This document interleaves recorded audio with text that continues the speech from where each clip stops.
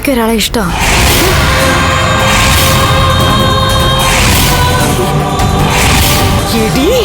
നീ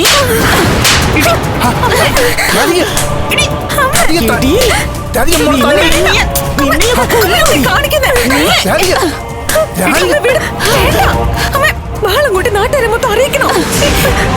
മാറടി, എല്ലാവരും അറിയട്ടെ. നമ്മളിത് മറച്ചു വെച്ചാൽ എല്ലാവരും അറിയും. ഇത് ഞാൻ സമ്മതിക്കില്ലടി, സമ്മതിക്കില്ല. നീ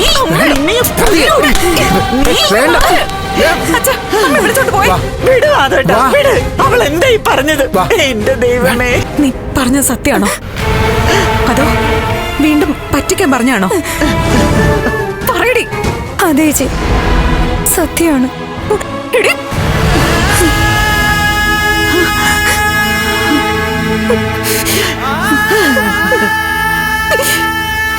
എന്താ നിർത്തിയത്? തല്ലിക്കോ.